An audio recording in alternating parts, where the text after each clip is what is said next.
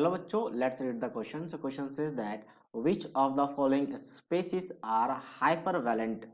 So hypervalent मतलब होता क्या है? सबसे पहले hypervalent हम उसके लिए डिफाइन करते हैं जो आपका कोवलेंट कंपाउंड हो। और दो चीजें होती है, एक हाइपर एक hyper. Hypervalent compounds are the compounds या फिर स्पेसिस कह सकते हैं, species which has more than 8 electron, more than 8 electron in the atom motion, more than आ जाएगा basically, more than 8 electron in in in outer motion after bonding, in outer shell कह सकते हो या outermost shell कह सकते हो, ठीक है, आफ्टर बॉन्डिंग।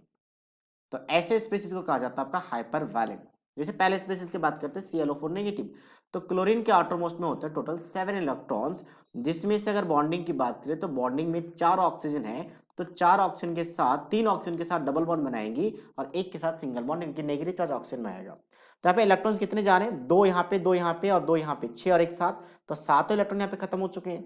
और आफ्टर बॉन्डिंग देखा जाए तो 7 बॉन्ड है, तो टोटल 14 इलेक्ट्रॉन्स है, नॉट 17, 14 इलेक्ट्रॉन्स। तो इसका मतलब पहला वाला कैसा आपका हाइपर वैलेंट है।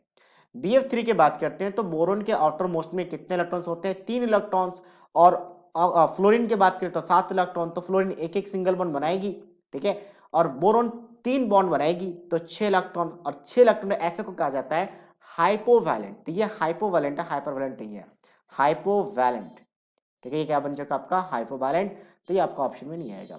नेक्स्ट आपका SO4-2, थर्ड की बात करते हैं। तो सल्फर के एटॉम्स में 6 इलेक्ट्रॉन है, तो 6 इलेक्ट्रॉन की वजह से ये 6 बॉन्डिंग करती है। और SO4 बहुत ही फेमस स्ट्रक्चर है SO4 का, SO4-2 का सल्फेट है, तो ऐसा स्ट्रक्चर बनाया जाता है जिसमें इसके एटॉम्स की बात करें तो 6 बॉन्ड है, मतलब टोटल कितने इलेक्ट्रॉन्स हो जाएंगे, 12 इलेक्ट्रॉन। और 12 इलेक्ट्रॉन है, इसका मतलब ये भी कैसा आपका हाइपरवैलेंट है। नेक्स्ट हम बात करते हैं CO3 कार्बोनेट। तो कार्बन का स्ट्रक्चर कैसा होगा, कार्बन का स्ट्रक्चर कुछ इस तरीके से लिखा जाएगा। तो यहाँ पे देखा जाए तो चार चार बॉन्ड है, तो 8 इलेक्ट्रॉन, और 8 इलेक्ट्रॉन तो प्रिसाइज कहते हैं, तो प्रिसाइज मतलब ये आपके पास हाइपरवैलेंट में नहीं आएगा। So that means first and third जो कि बी ऑप्शन के साथ मैच कर रहा है, so option B is the right answer of this question. So I hope you understood it well, all the best.